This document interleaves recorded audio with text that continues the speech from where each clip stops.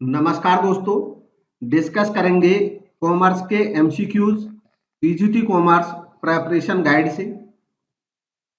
आज का पहला क्वेश्चन है, which of the following statements is correct. इनमें से कौन सा स्टेटमेंट करेक्ट है। जो सही स्टेटमेंट है उसकी पहचान करनी है। सही जवाब है option A, statutory audit of company accounts is compulsory. तो स्टैट्यूटरी ऑडिट कंपनी अकाउंट्स का कंपलसरी ऑडिट होता है, एज पर स्टैट्यूट रिक्वायर्ड होता है लिस्टेड कंपनीज के केस में या अन्य कुछ स्पेसिफिक टाइप की कंपनीज के केस में, जैसे banking company, insurance company, electricity company. तो यह स्टेटमेंट एक सही स्टेटमेंट है। बाकी स्टेटमेंट जो है ये सही स्टेटमेंट नहीं है। Next, dash is a tool for evaluating how सैटिस्फैक्टरीली a corporate entity has discharged its social responsibilities। Question में पूछा गया है कि इनमें से एक ऐसा उपकरण है, एक ऐसा तरीका है जिसमें यह देखा जाता है कि किसी कॉर्पोरेट इकाई ने, किसी कंपनी ने अपनी सामाजिक जिम्मेदारियों का कितने संतोषजनक ढंग से निर्वहन किया है। ऑप्शंस देखें और चेक करें कौन सा सही है। गिवन ऑप्शंस में से जो सही जवाब है वो है ऑप्शन बी, सोशल ऑडिट। इसको सामाजिक ऑडिट या सोशल ऑडिट कहा जाता है। नेक्स्ट है, an auditor makes effort to detect mainly following types of fraud. एक ऑडिटर सामान्य तौर पर मुख्य रूप से या सामान्य तौर पर इस प्रकार की धोखाधड़ी का पता लगाने का प्रयास करता है। देखें गिवन ऑप्शंस में से कौन सा ऑप्शन सही है।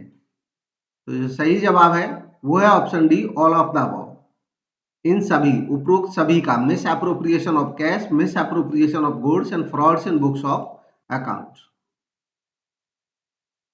Under vouching checking is done of. Vouching एक प्रोसेस होती है ऑडिटिंग के अंतर्गत। तो इनमें से वाउचिंग किसकी की जाती है, किस चीज की चेकिंग की जाती है वाउचिंग में, ये पूछा है। गिवन ऑप्शंस में सही जवाब है option A, books of original entry. Books of original entry की चेकिंग होती है। ये देखा जाता है कि प्रॉपर वाउचिंग हुई है या नहीं हुई है। इसमें वाउचर्स का मिलान किया जाता है एंट्रीज के साथ। ये देखा जाता है कोई वाउचर गलत तो नहीं है या कोई वाउचर से कोई एंट्री छूटी तो नहीं है। ये सब चीज जांच के दायरे में रहती है। Next, vouching is concern with. Vouching का संबंध है इनमें से किससे, यह बताना है। चारों ऑप्शंस देखें, चेक करें। तो गिवन ऑप्शंस में जो सही जवाब है वो है option D, all of the above. इन सब से वाउचिंग के अंतर्गत वेरिफिकेशन किया जाता है authority and authenticity of the transaction का, वैलिडिटी ऑफ डॉक्यूमेंट्री एविडेंस का, एक्यूरेसी ऑफ रिकॉर्डेड एंट्रीज का और पोस्टिंग इन बुक्स का। इन सब चीजों का की जांच की जाती है। Auditor gives report on. Auditor यानी कि जो अंकेक्षक होता है, लेखा परीक्षक, वो अपनी रिपोर्ट इनमें से किस पे देता है यह बताना है। सही जवाब है option D, all of the above. Truthfulness of accounts, fairness of accounts, validity of accounts. A scheme of work to be done by the auditor is called. Auditor के द्वारा एक स्कीम ऑफ वर्क तैयार की जाती है, इसको कहते क्या है यह बताना है। गिवन ऑप्शंस में सही जवाब है option C, audit programme. Audit programme में यह तय हो जाता है कि कब किया जाएगा कोई कार्य, कैसे किया जाएगा, किसके द्वारा किया जाएगा, कितने समय में किया जाएगा। In a company internal auditor is appointed by. एक कंपनी में इंटरनल ऑडिटर किसके द्वारा अपॉइंट किया जाता है। गिवन ऑप्शंस में सही जवाब है option A, board of directors. Company की जो मैनेजमेंट है या बोर्ड ऑफ डायरेक्टर्स है वे स्वयं उसकी नियुक्ति करते हैं, क्योंकि ये गवर्नमेंट के द्वारा कोई रिक्वायर्ड ऑडिट नहीं होता है, बल्कि जो कंपनी होती है वो अपनी इंटरनल प्रोसेस के तहत इंटरनल ऑडिटिंग कराती है, ताकि इंटरनली जो अकाउंट्स है वो सही रहे, मेंटेन रहे और मैनेजमेंट को सही समय पे अकाउंट्स के बारे में सभी जानकारी मिलती रहे। Which is not the objective of auditing. इनमें से कौन सा ऑडिटिंग का ऑब्जेक्टिव नहीं है यह बताना है। सही जवाब है option A, recording of original entry. Original entry record करना ये ऑडिटिंग का ऑब्जेक्टिव नहीं है। अकाउंटिंग का फंक्शन होता है ये। बाकी verification of financial statement, detection of errors, detection of frauds, ये ऑडिटिंग के ऑब्जेक्टिव्स हैं। The date on auditor's report should not be, auditor report पे जो डेट होती है वो इनमें से यह नहीं होनी चाहिए। एक केस ऐसा है कि यह केस नहीं होना चाहिए डेट के मामले में, बाकी 3 हो सकते हैं। तो गिवन ऑप्शंस में सही जवाब है option C, earlier than the date on which accounts are approved by the management. जिस डेट पर मैनेजमेंट ने अकाउंट्स को अप्रूव किया है उस डेट से पहले नहीं होनी चाहिए ऑडिटर रिपोर्ट डेट। जो डेट होती है ऑडिटर रिपोर्ट पे, उस वो डेट जो है वो मैनेजमेंट ने कब अप्रूव किया अकाउंट्स, उससे पहले नहीं होनी चाहिए, उससे बाद की रिपोर्ट ऑडिटर की रिपोर्ट पे उसके बाद की डेट होनी चाहिए।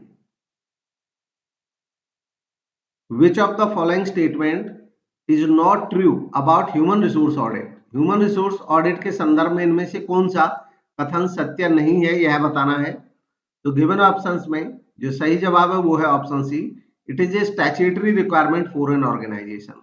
तो ये स्टैट्यूटरी रिक्वायरमेंट नहीं है, मतलब लॉ के तहत, स्टैट्यूट के तहत ये कोई मैंडेटरी ऑडिट नहीं है। एचआर ऑडिट ये संस्था स्वयं कराती है।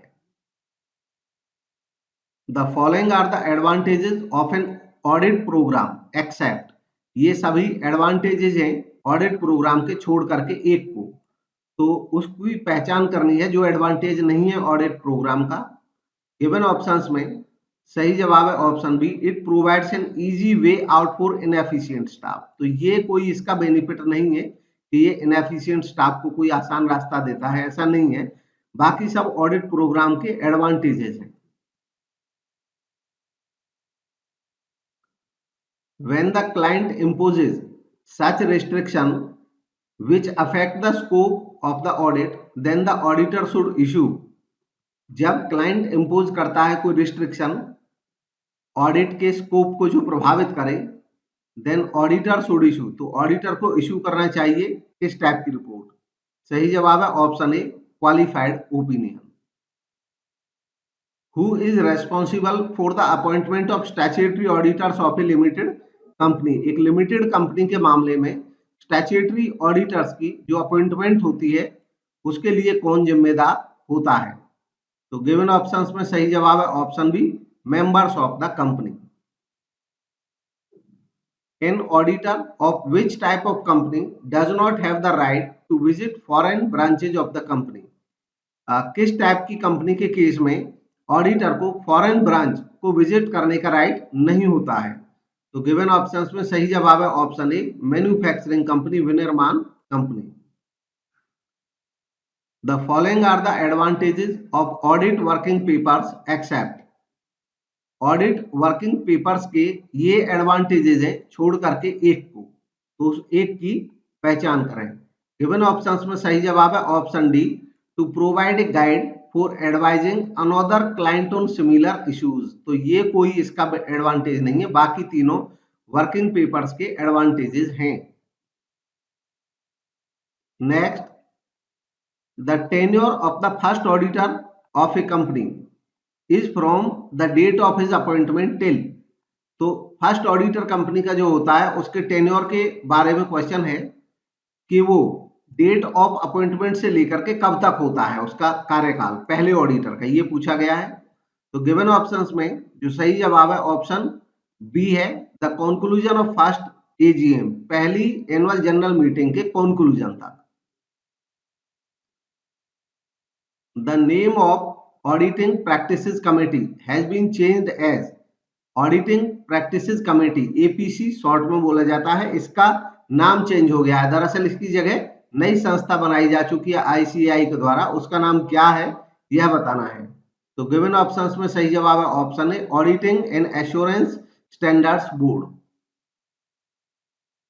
First auditor of the company appointed by, company का जो पहला ऑडिटर है वो किसके द्वारा नियुक्त किया जाता है। तो गिवन ऑप्शंस में सही जवाब है option B, board of directors के द्वारा पहला ऑडिटर नियुक्त किया जाता है और उसके बाद मेंबर्स के द्वारा। Out of the following civil liability includes, निम्न में से सिविल दायित्व में शामिल है क्या। तो गिवन ऑप्शंस में सही जवाब है option D, both A and B. An auditor must be honest statement was used in, कौन से केस में ये स्टेटमेंट यूज किया गया था? An auditor must be honest. सही जवाब है option B, London and general bank case में यूज किया गया था यह statement. Meaning of audit is, audit का मीनिंग है इनमें से क्या, यह बताना है।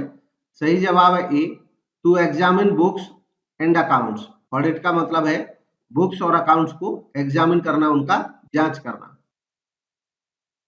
Out of the following which is not true, इनमें से कौन सा ट्रू नहीं है, इसकी पहचान करनी है। तो चारों स्टेटमेंट इंग्लिश में पॉज करके देख लें और हिंदी में भी पॉज करके रीड कर लें चारों स्टेटमेंट और फिर देखें कौन सा इनमें से सही जवाब है।